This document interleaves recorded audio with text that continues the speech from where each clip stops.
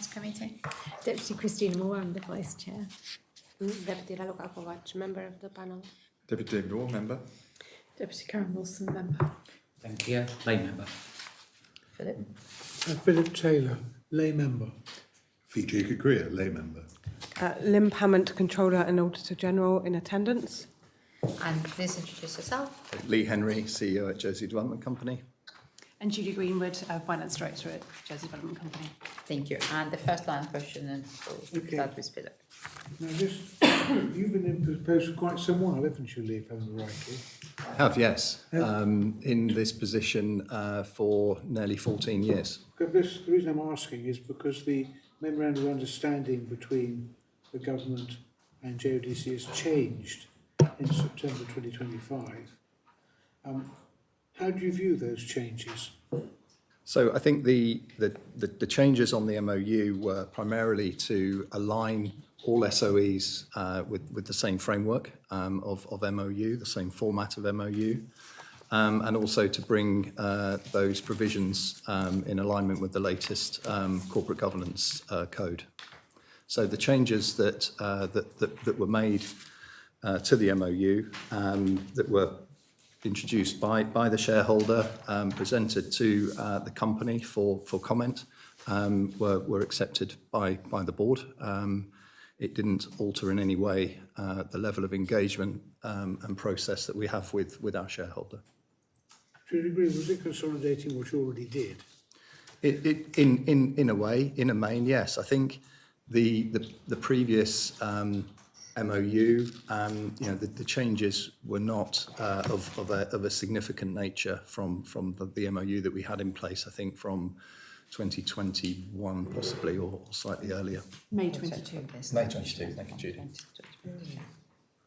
And to what extent were you involved in that? So the changes were presented to the company, and they were then formally considered by the SOJDC board, and as I say, there wasn't any significant points of disagreement within those changes, and they were readily accepted and then adopted. Okay. Now, you are there for the generation of state-owned land in terms of housing and various other projects. To what extent do you liaise with other agencies also have the same objectives, such as Andium Home, for example? Do you work collectively, or? So I think it's obviously fair to say that the remit of Andium Homes and Jersey Development Company is very different. Their focus is obviously on delivery of social housing, whereas our focus is on mixed-use commercial development. However, we do meet on a regular basis. We knowledge share, particularly in terms of modern methods of construction, health and safety. And I'm actually meeting, hopefully, because I believe she's unwell, but I'm due to be meeting with the Andium CEO this Friday. So we do meet at least quarterly, both at now at CEO level, but also other members of our project team meet. So I think Andium's head of construction, our projects director, meet to talk and discuss health and safety and other site delivery matters. Do you liaise in terms of the phasing of the work? The reason I say, because there's a restricted amount of work that can be done by the construction industry in Jersey at any one time. If you all go in at the same time, it'll push up costs. Agreed. The government has actually taken the lead on this at the moment and is due to be presenting to the construction industry in Q4 of this year, effectively a programme of construction work, forecast construction pipeline, and that is effectively to, first of all, inform the market and the industry as to what is due to be coming down the track, to then assess the capacity, and I think the economy department chief economist is going to be inputting into that as well to assess what the capacity is of the industry. And it's also to ensure that the construction industry is prepared, both in terms of skills, training, etc. That said, in an ideal world, I absolutely agree, we wouldn't be releasing projects to the market at the same time, for example. You would always look to phase that in a certain way. The first 9 to 12 months of any project is focused around the below ground works, if there are any, and delivering the superstructure of a contract where there are fewer personnel on site. It's really during the fit out period when the numbers of site personnel will significantly increase, and you really don't want to have several projects at the fit out stage at the same time, because that can cause capacity issues. When you're in a heated market, yes, it can be. I think the other scenario, though, that we find ourselves in, particularly on a commercial office delivery, is we have to deliver and make commitments against that tenant's timelines. That in the main is effectively fixed by their lease expiries.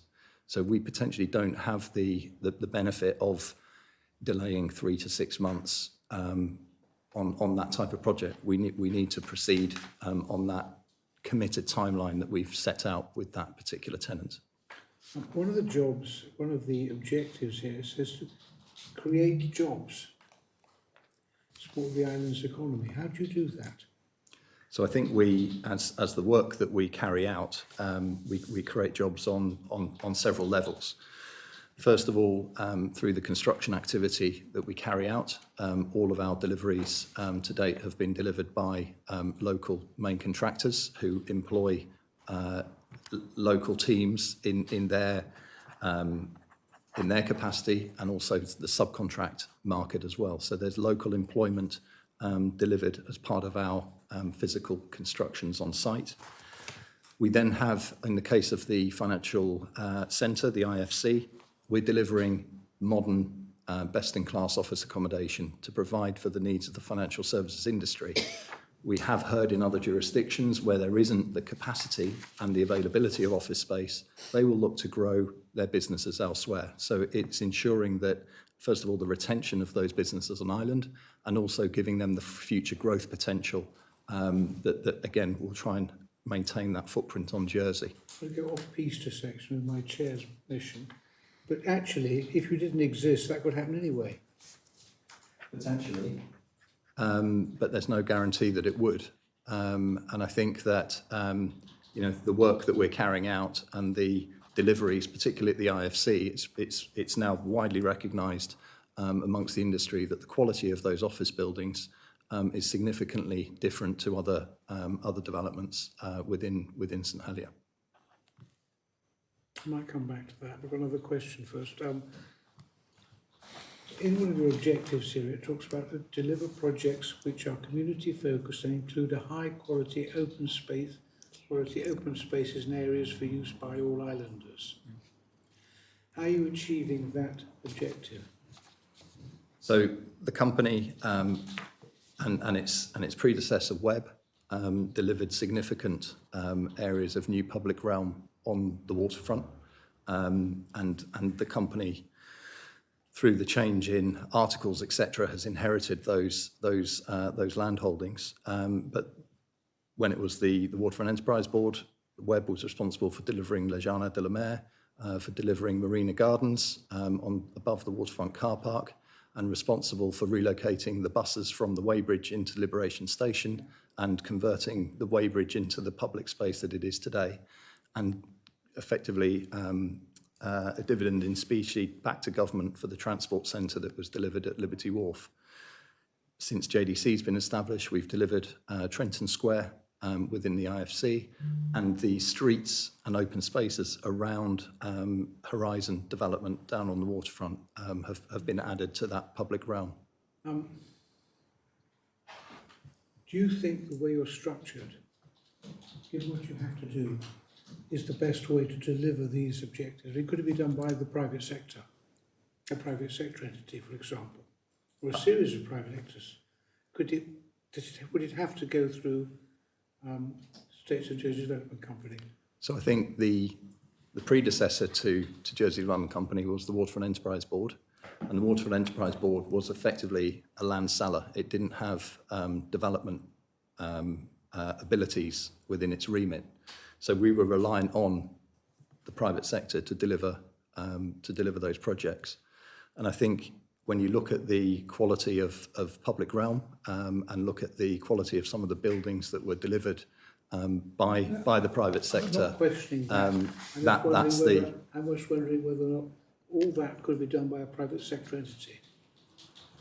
They also produce high quality buildings and great infrastructure. I think Jersey's experience of that hasn't necessarily been the case in all instances in the past, and I think the below par deliveries was one of the reasons that Jersey Development Company came into existence. Okay, If you walk around the Waterfront Leisure Complex, for example, at the concrete paving, the lack of trees, etc., that was a private sector delivery. Lee, are you saying then that basically the policies aren't in place to be able to make sure that a private company actually adheres to things that help the citizens of the island? Well, I think that ultimately the balance between what one might decide to divert from their profits into public infrastructure, public realm, is one that we will be operating in the lower quartile of returns because we look to balance more the kind of social community content of our projects. The private sector wouldn't do that, and therefore we are able to invest with more of a long-term view to build quality. And ensuring that these spaces will last and be enjoyed by the community. I mean, you're talking about investment by invested in development for the community. If I'm thinking about community, the community would like to do something together. There is an areas where the community can get together and enjoy community life. So would you give us an examples of these community spaces where the community has things to do together that delivered by SOJDC? Certainly. So we actively encourage the use of all of those areas of public realm that I've just referenced for use by the community. And over the last 14 or so years, we've had more than 200 events take place down on the waterfront. We regularly have the marathon taking place down there, triathlons, food festivals, pride events. We have the Super Try recently down there. All of these activities and events are there for the benefit of and to promote community involvement and vibrancy down on the waterfront. And I think the most recent sort of high-profile example this summer was a partnership between Jersey Development Company, Art House Jersey and Butterfield as the sponsor, where we organised for the future building plot of IFC2 to be used as a meanwhile use over the summer, and we had the bubble texture art installation, which attracted more than 40,000 visits to the area, and Art House Jersey did a fantastic job at curating and programming the space so that it involved music, it involved dance, etc., and the whole community benefited from that facility. The latest audit for St. Helier mentioned 37, just under 40% of the playgrounds, play areas for children and young people in St. Helier. Have you delivered any playground within your area, within your developments, or do you have any plans to deliver playground within your areas that can address and it's part of the Bridging Island plan, which clearly stating that any development above very small amount of in requesting to have these areas? So yes, we do have play within some of those public spaces. Which ones? So the main one being Le Jardin de la Mer with the water maze that's hugely popular with children in the summer and obviously directly adjacent to the beach. We are looking at, and you're absolutely right, play is a major component for future developments. Within the revised proposals for the waterfront, we're looking at how we can incorporate play within some of those public spaces. And one area that we're still looking at and how we can deliver it is some play within Marina Gardens, which is actually quite a secure in terms of its fencing, etc. You know, there's safety guards around it within the Marina Gardens area. How we can introduce some play within that space, and then also, as you know,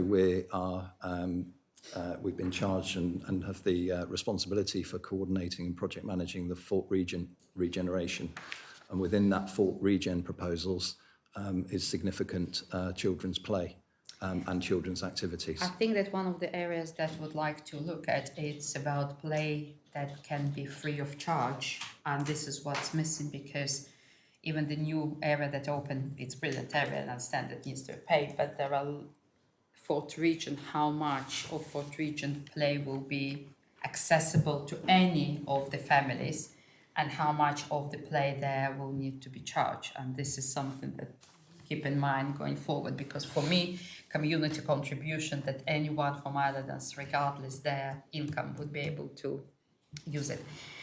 I'll go to different one because I really would like, So, I just want to come back to an earlier commentary. It's around about, and it's very early on in this interview, around Andium's remit, which is about social housing and their original idea of social housing.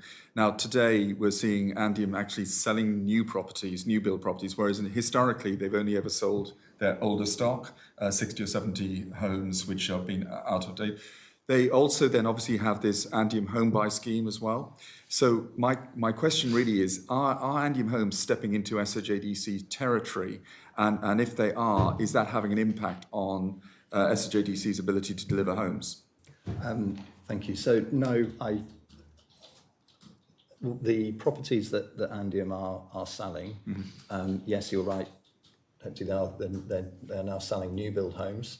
But as far as I'm aware, they're all being sold under a shared equity model, whereas the vast majority of our homes are being sold on an open market basis. Obviously, the Bridging Island Plan introduced a minimum of 15% of any scheme yielding more than 50 homes to be shared equity. So there is a very small overlap on those 15%. But otherwise, we're operating in two very distinct. Okay, so you don't feel like they're competing against you in any way, shape, or form on that front? No. Thank you. No. And quick to question, you said the government, and I know the government will present in quarter four plans. Are your project will be part of this plan for the construction industry, program for construction industry going forward? Yes. Are you included, and Andium included in this? Yes, my understanding is it's both Jersey Development Company, Andium, Ports of Jersey, as well as government will be in that profile, in that forward forecast that will be presented later this year. Okay. Can you please outline the process the board of SOJDC goes through to agree remuneration and bonuses for the senior executive? Thank you. So I think within our response, we gave some details on I think it was how the bonuses are ultimately determined, agreed, and resolved. I mean, ultimately, and it kind of goes without saying, the executive are not involved in any of those processes. This is in accordance with corporate governance, with best practice. This is led by an independent subcommittee of the board comprising of non-exec directors. That's the Remuneration and Nomination Committee. And how does the board liaise with the government to agree remuneration? So the Remuneration and Nominations Committee will consider executive directors' remuneration. That is then presented to the board for consideration, at which point the executive directors recuse themselves from the meeting at that point for the board to ultimately agree on the remuneration. The remuneration is then presented to the shareholder for either noting or for approval. If there's any significant changes, it needs approval. Otherwise, it's for noting. and that's set out within the latest MOU. And what are the performance agreements based on which bonuses are paid? So we've ultimately got the company scorecard, which sets out the company's objectives for the year, against which the company's overall performance is assessed on an annual basis. Those and the results of that are summarised within our annual report and accounts. And then each individual director or employee have their own scorecards, which cascade from the companies. So it ensures that as a whole company, we are all delivering against the company's objectives, but different parts of the team and different individuals will have different objectives set against them, and that comes down into a more granular assessment. The individual scorecards then of the directors are presented and considered by the remuneration committee to inform any bonus allocations and assessments. That is then in turn presented to the board for their considerations before finally being tabled to the shareholder. So bonuses can be paid even if the books at the end are showing deficit? It depends on how the deficit has been realised. You might end up in a situation where yields on investment properties have altered because of the global marketplace, but we may have delivered against all of our objectives for the year.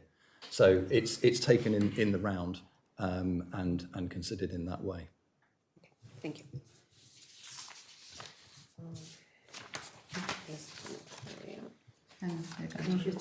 Yeah, sure. What is the Deputy Chief Executive do? So the Deputy CEO is also the commercial director of the business. So effectively, they will look into the company's forward pipeline of projects, will look at the strategic funding requirements. They will take on negotiations with particular tenants and particular contractors for delivering on against the builds. They'll be involved in the kind of commercial content and assessments of development appraisals throughout the design of a particular development. So they'll be reviewing all the costs, all the values, updating appraisals as we go through the design, and ultimately they will be preparing all of the necessary sign-offs from the board and the shareholder. And so how does that differ from what you do? Well, ultimately, I'm responsible for the entire organisation, as well as engagement with the Regeneration Steering Group and with government primarily on the company's strategic outputs. I'm looking at, bringing in new business to the company, looking at new opportunities that may exist. For example, the involvement of the company in Fort Regent, for example, that was through discussions that I was having with government, with the Regeneration Steering Group, with senior officers about how we can take forward the fort. Thank you. Lee, so if I've understood correctly, the MOU, which came out in September, was something that was driven by government, presented to yourselves, to your board, and your board approved it, but didn't have any particular input in creating the document. And you're currently in the process of writing a new strategic business plan that's due to be published by the end of this month, or created by the end of this month. Is that correct? So so on the MOU, I think it's fair to say that there wasn't any substantive revisions to that MOU that caused us any concerns, and therefore we were very happy to accept that. I think it was entirely appropriate for the shareholder to take the lead on that, given that they have several SOEs which they're trying to align with within the governance framework. And as I say, it brought that MOU up to date with latest corporate governance code. I think the question maybe, I'll take it a bit back, and you are 14 years in your position. I think that where we see the big difference, and I would like to understand how did it happen when the State of Jersey Memorandum of Understanding, the first one from June 2010, we're going back to 15 years. the States of Jersey Development Company was set very clear, with very clear, narrow as a delivery entity to regenerate public buildings, which is mine in nature, and it's in front of me, and it was very clear, procure and manage project implementation directed by the minister and provide quarterly progress reports to the minister. So there is lots of things, but it was very clear, narrow limit. If I'm comparing to the latest MOU, it's substantial changes. So my question, what was the reason for these changes if you're going back to 2010 to MOU of 2025? So, I mean, obviously the document will have changed over time with changes in corporate governance, with changes in the number of SOEs that the company has under its umbrella, that the government has, sorry, under its umbrella. I think, though, that specifically for SOJDC, it was not creating jobs, housing, and infrastructure. It was not about create long-term value for shareholders. There is lots of things. It was very specific. Take the public property, redevelop, regenerate, and bring it back to the public. It was very narrow remit. And from this narrow remit, we are where we are today, which you are delivering, and lots of things that you are delivering that you stated.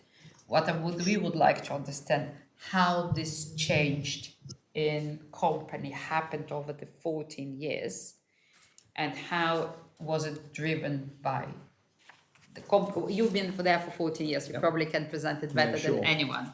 So as far as I'm concerned, the MOU merely reflects P73, and P73 2010 that established the company very clearly set out our operating protocols, and those are included within the MOU.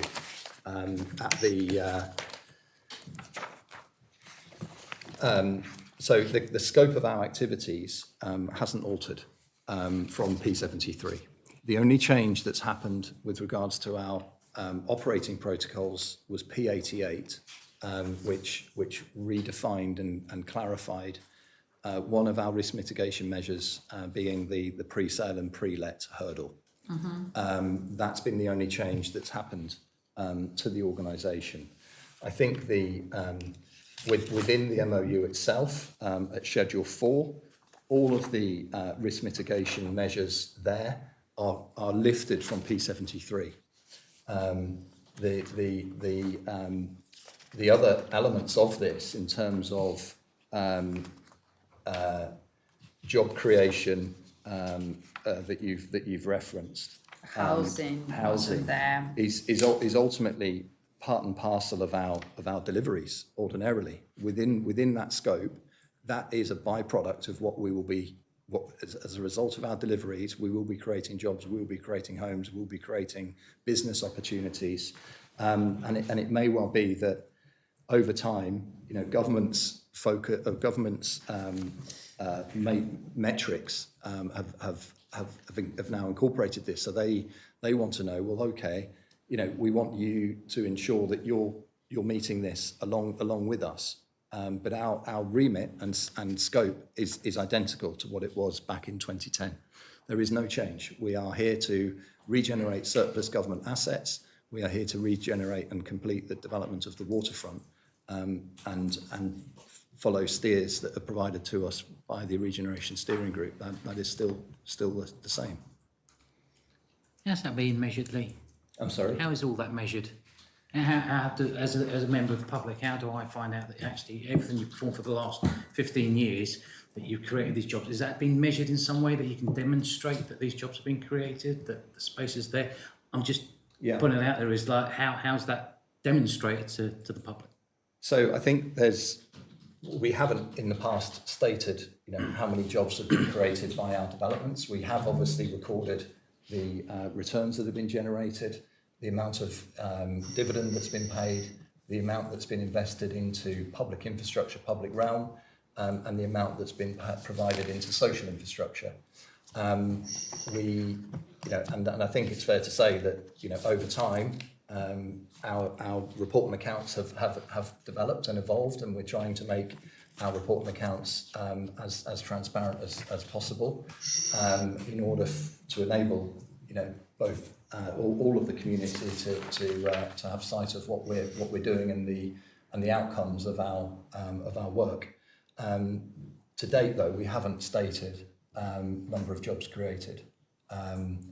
So that may be something that in the future we try and quantify in order to align with some of those government focuses. These sort of numbers that you're referencing quite a few times, it's having that evidence to demonstrate that you're quite right, that this has happened. And then there's probably more than just jobs in this particular subject that probably could do with demonstrating to people what you've been able to achieve, and put a feather in your cap and say, yeah, we've done this, and great, thank you very much. Okay, thank you. We'll go back to Vijay for the second part of the question. So just to summarise that, would it be fair to say that P73 byproducts have become R143 objectives, and they're exactly the same items? They're the same. Those byproducts are, through governmental or ministerial choices, have been transported into a set of objectives. Probably better to allow you to measure them and report against them. I think that's fair to say. Yeah. Yeah. Thank you. Turning on to the strategic business plan, who drives that process? Is that an internal thing, or is that more of a government-led process? No, so it's a Jersey Development Company board document that's led by the company. We carry these. We effectively produce an SBP every year. Due to our sector within which we work, that SBP does look forward more than that year. There's a requirement for our SBP to reflect 3 years of financial projections and cash flows. And to align with that, we also present then milestones within the SBP. But we also take that to look at a 10-year time horizon at the strategic level. We do seek input into that, and you know, we ultimately present that SBP in draft format to the Regeneration Steering Group and ultimately to the shareholder for approval. Those SBPs are reviewed every 3 years by the shareholder. So that's something that it's not an annual detailed review by the shareholder that gets undertaken. It's every 3 years. Again, I think that's in accordance with the MOU. And how often do you report progress against them, against the SBP to the shareholder? So every 6 months to the shareholder. Great. Okay. And how do you align it with wider island outcome indicators? So within our ESG strategy, we look at the island. We've effectively established our own ESG measure and policy, which looks at and reflects the island performance indicators. Okay. And so, you know, we have a real focus on, and we've got effectively three pillars to our ESG, which looks at the company, looks at suppliers, looks at community, and we then align those to both the island outcome indicators and the Sustainable Development Goals of the UN. And how do you report them?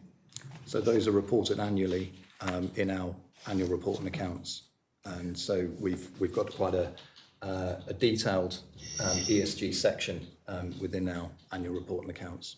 Thank you. And how do you reconcile wider ministerial policy changes or directives? So for some years now, it's within our annual report and accounts, one of the first pages, we try and align our focuses to those of the government's strategic objectives. So this government has 13 strategic objectives, and we've effectively highlighted 5 that we are supporting the government in their delivery of, and set out how that's being delivered. But it's also fair to say that given the the quite wide-ranging sector within which we're operating. You know, one project can touch upon several ministerial portfolios. I think that is one of the reasons why the Regeneration Steering Group was formed alongside the States of Jersey Development Company. So the Regeneration Steering Group provides us with that political oversight, provides us with that political steer, and we've got senior ministers sitting on that Regeneration Steering Group. So we've got the Chief Minister, the Treasury Minister, Infrastructure Minister, Economic Development Minister, as well as the Constable of St Helier, whose parish we're delivering, sitting on the Regeneration Steering Group. And we meet, that group meets on a quarterly basis. In addition to that, there may be other ministers that we need to engage with, and in particular, the Housing Minister on our development. So it's critical for the success of a project that we have alignment with the key ministers, and there isn't, everybody's kept up to date in terms of progress. There aren't any surprises coming out from our activities. And so there's a lot of engagement that takes place at both the political level and at senior officer level within government. Great. And final question, out of the quarterly meetings with the Regeneration Steering Group, is there anything in the public domain? Do you publish minutes of these meetings, or is there any other reporting back to the public available out of these meetings? I'm not aware that there's any reporting back to the public. I'm not sure how that is ultimately reported, except to say that for any new developments for Jersey Development Company to take on, for example, the involvement in Fort Regent, that needed a Regeneration Steering Group approval, as well as approval from the Infrastructure Minister within which the property sits, and the Treasury Minister in our shareholder. So those decisions are ultimately made public as and when they occur. And similarly with the release of and the involvement of Jersey Development Company in the regeneration of the Jersey College for Girls site at Rouge Bouillon, that was a Regeneration Steering Group approval back then, and in more recent times, the approval for Jersey Development Company to redevelop the former state offices at South Hill, again, was a Regeneration Steering Group agreement. Thank you. Actually, I do have just wanted to probe that a little bit further. At what point do you take new projects to that group? Is it at a very early stage, or do you bring them effectively a skeleton project or something fully costed? I mean, what point do you start consulting? So in part, these projects get taken forward through discussions with property holdings within government. And so Jersey College for Girls, for example, that was a vacant site, and so we then considered how we could be involved in that delivery, and that was then presented to the Regeneration Steering Group for agreement. But that was then only when the Regeneration Steering Group gave its approval for our involvement do we then start working out plans and taking things forward. Otherwise, we could be expending a lot of money to then say, actually, we want to use this for another public use. So it's important that we get that early sight. And do you get kickback on some of your schemes? Yes. Okay. Great. Can you give us an example? Yes, Sorry, David has. I was just going to launch into that one, and that was the obvious one is the falling over the original waterfront plan, which obviously got kicked into touch. Now, from all the checks and balances you've done here, Regeneration Steering Group, talking to stakeholders, etc., you would have thought that the original waterfront plan should have been delivered because you'd done all your homework on it, due diligence and all the rest of it. What was the gap? What was the problem? Why did that fall over? What's the learning from that to be had as we move forward into a new plan? So I think, with architecture, it's a bit like art. We could all have a different view on something around this table today.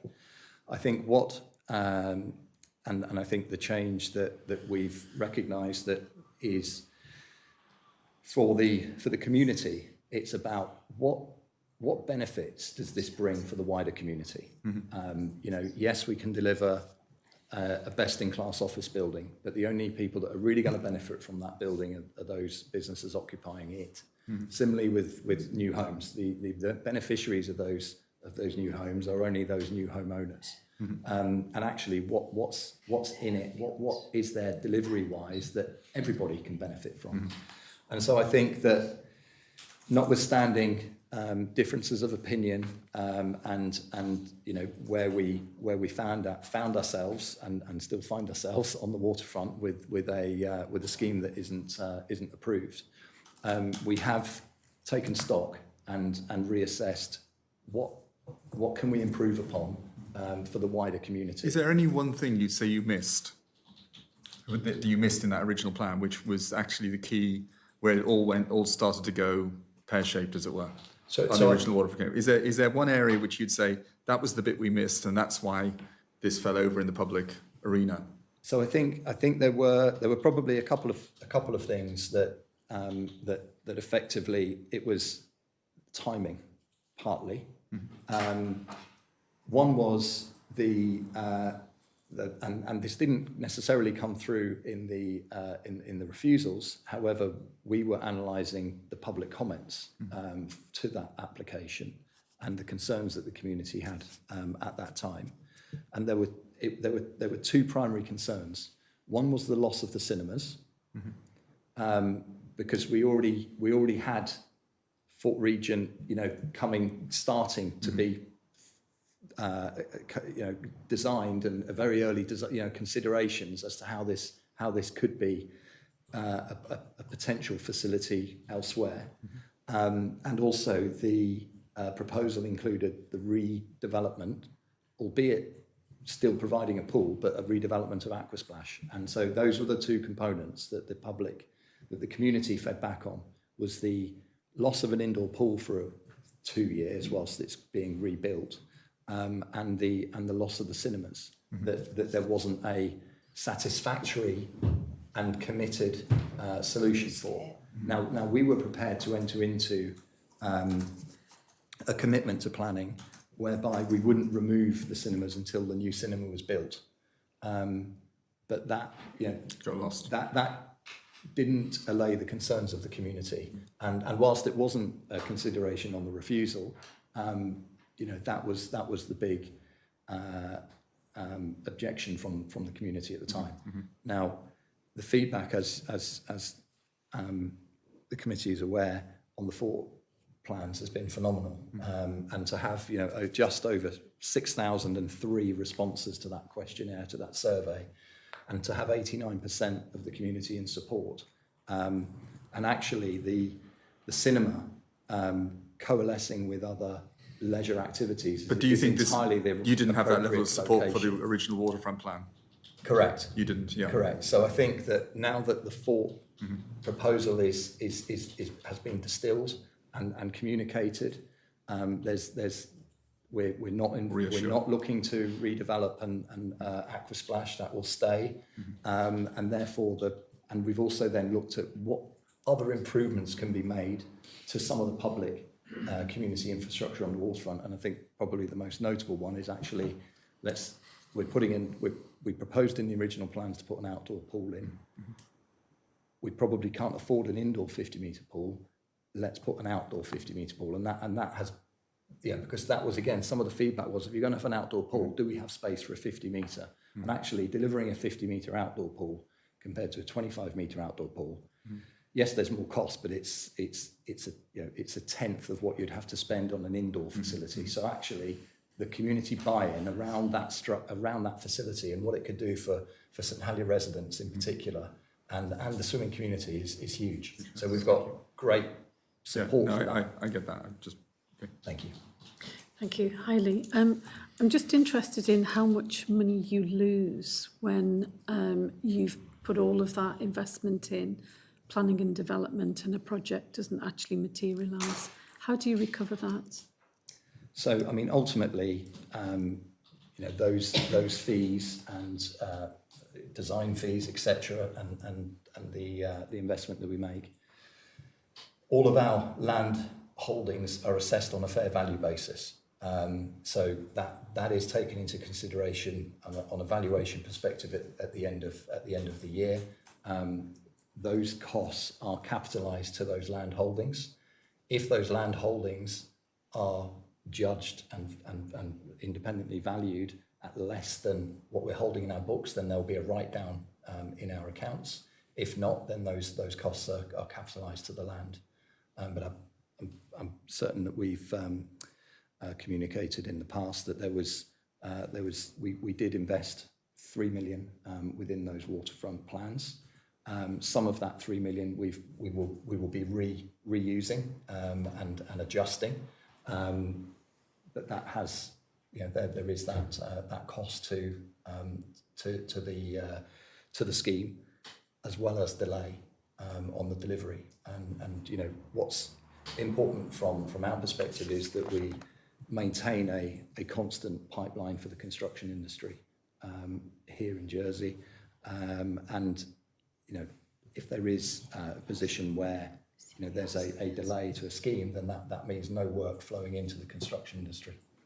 And are you susceptible to variations in the valuation of the assets that you have? And, do you have a threshold at which, you may feel that there is significant financial risk to progressing with a particular scheme should it not proceed? Yes, in short. And I think where we find ourselves today, we've taken some data from the local construction industry recently, and just over the past 5 years, build costs have increased between 30 to 39% locally. And if you look at where average house prices have gone during that period, I think it's about 14%. Mm-hmm. So there's quite a significant gap that ultimately impacts viability and squeezes returns. I think that we may take a different view on this to private entities. However, there is a de minimis level within which we wouldn't secure funding against for that particular project. We cannot commence a build in a break-even position. Mm-hmm. We cannot commence a build, obviously, in a projected loss position. Mm-hmm. So we will always need a level of profit on our projects. And actually, on Westwood, our residential scheme at South Hill, that you may have, the hoarding, the billboard is up, and we've launched that for pre-sale now. And effectively, we will need to meet our pre-sale hurdle, and it depends on the timing around that. And if that happens within the right timeline and enables us to commit to the construction costs that we have on the table, then we'll be progressing with that scheme. But the level of return is lower than what we have had and achieved in the past as a result of the economy and the market within which we're operating. Okay, thank you. So in your annual report and accounts, you provide principal and emerging risks, but we'd just like you to talk us through, please, how you identify and manage strategic and operational risk, and how those are reported both to the board and to government as your partners. Okay, thank you. So the executive consider risk at both the corporate level and at the project level. And then those risk matrices are presented to the Audit and Risk Committee 3 times a year for debate, discussion, consideration. In addition to those risk matrices, we also have risk around cyber and risk around climate also. Once the Audit and Risk Committee has reviewed those registers and made any adjustments thereto, they're then presented to the board for consideration and comment before being presented to the shareholder. And they're presented to the shareholder twice a year. And that includes the government's head of risk is also presented with those matrices and discussions. That's at the company level. Sorry, we don't involve the head of risk on the project level, but at the company corporate level, that matrix is considered. Thank you.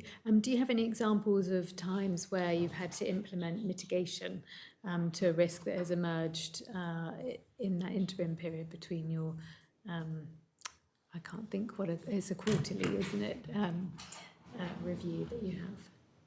Yes, I think within the matrices themselves, we have the mitigation measures that we need to take and be constantly reviewing.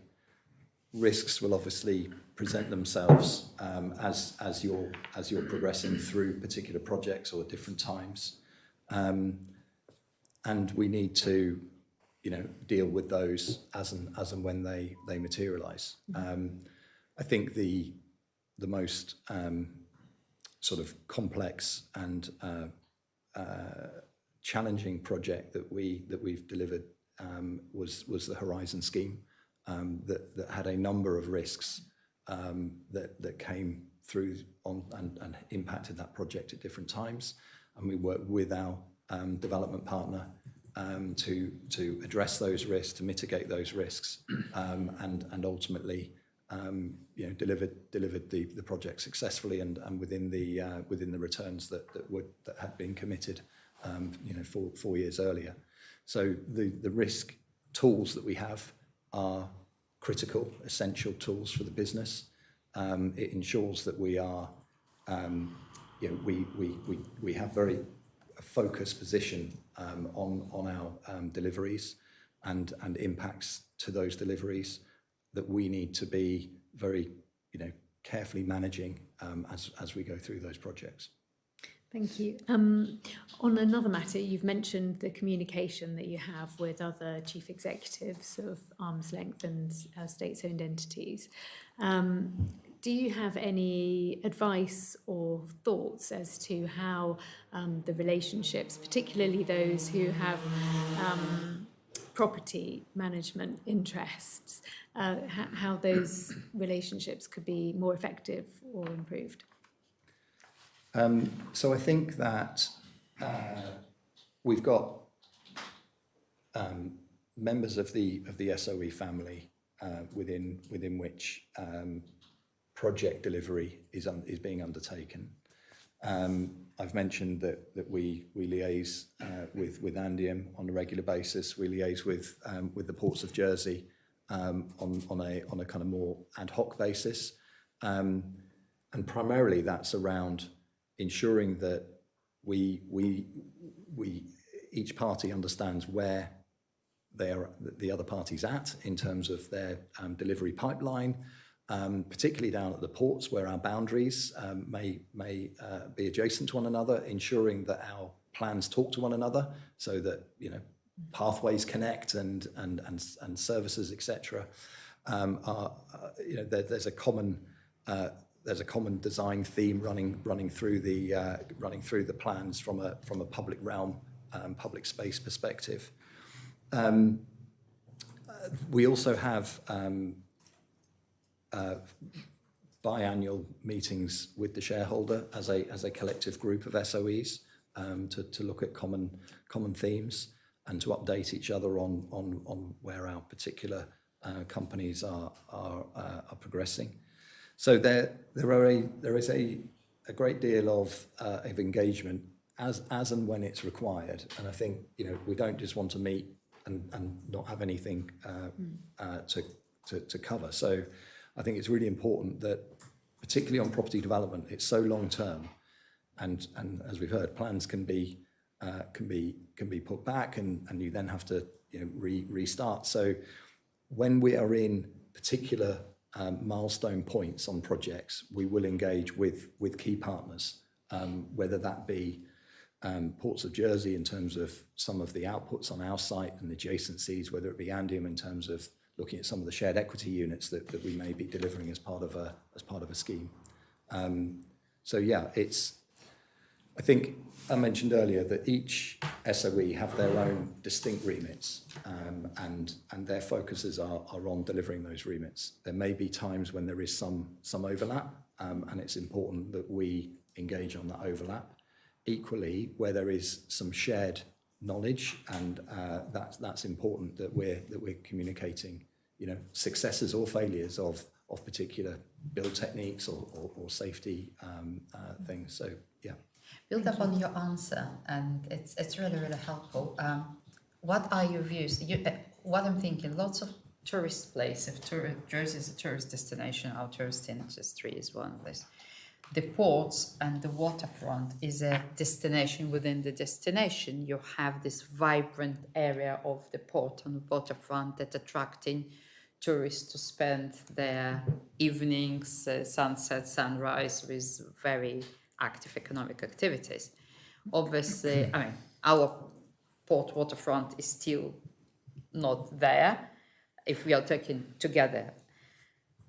Now, where it would sit, who would look into the port and waterfront as a destination as a whole? Would it sit with ports or would it sit with SOJDC? Because like you said, it's really, really connected. The marina is finished and the waterfront starts and horizon starts. So who is looking into all this area as a destination that can contribute to our visitor economy? So it's a very good point. And at the moment, Ports of Jersey's focus is on delivering their infrastructure for their new port. So their focuses are around the requirements from a commercial port perspective, from a passenger port perspective, and consolidating their load on, load off, and their roll on, roll off at Elizabeth. I think the other component of that delivery is the public realm and placemaking. So they're looking to take down some of the barriers that currently exist around that port that is going to lead to greater permeability and movement around Elizabeth Marina. And I think what has been put in to date down at the marina with the promenades and the public realm and the streets, etc., provides the infrastructure for the type of activities that you've referenced there, Chair, to come forward. And that's one of the reasons why there are still empty units within the Horizon scheme, because we're wanting to ensure the right use is put within those ground floor units. We're wanting food and beverage use within there. Who do you think needs to lead? Because like you said, they're doing this and we are doing that. And I absolutely agree with the plants. I'm not saying that these plants are not valid or that plants were valid, but what I'm saying, as a destination, as a port and waterfront, to create this destination, somebody needs to lead. And the question, how it can work, or do you have this conversation, who would lead it in another year, 2, 3, 5, to create something different at waterfront? So I think that's a very good question, and one that is presently unresolved and unanswered, and it's one that would, in my view, sit with a decision needs to be made probably at the regeneration steering group level, because the Ports of Jersey have their land ownership and Jersey Development Company has their land ownership, and so it needs to be agreed at the regeneration steering group for one of those entities to take the lead on that overarching master plan, if you like, for that entire area. I think the other component of all of this is then the timescales for delivery. But that's a this is obviously it needs to the plan to be able to get there. Any more questions? Just to close up, because we're aware you stayed longer for us. Yeah, I asked in advance. I said if you can extra 10-15 minutes. I said, how does SOJDC ensure transparency and accountability in its interactions with the stakeholders, especially around the strategic decisions and performance assessments? So, obviously, our annual report and accounts provides significant detail and we believe transparency around our activities and our performance against those objectives. whenever we're engaging with the community, we use third-party specialists who produce the surveys, the questionnaires, receive all of the results, and then produce the report. So that's completely unbiased positions and separate from Jersey Development Company. So, as far as possible, we obviously, any planning application that we submit, we will have consulted with the community in advance, and we hold regular engagement sessions as part of our design developments. Recently, and this is again to Deputy Moore's point earlier in terms of lessons learnt, we have established kind of user groups around some of the content that's being proposed. So we've got a pool user group, we've got a skate park user group, so that we can ultimately get input from the on-island experts, so that what gets delivered is something that they want and will use. And equally, it's a way for those groups to then communicate more widely to their other members. So it ensures that there's a greater transparency and understanding of what's being proposed, and ultimately, hopefully, from the community's viewpoint, there should be some comfort that the local expertise is being asked to input into those design and specifications. And do you have a mechanism for feedback, or where they can raise concerns around the governance in case there's any? Yes, I mean, ultimately, any member of the public can raise their concerns through government or through the board in terms of the company. Okay, thank you. Okay. Any quick questions? No? Thank you very much for your time, and thank you for your answers. The public hearing is closed. Thank you. Thank you. Thank you for staying a bit longer. Really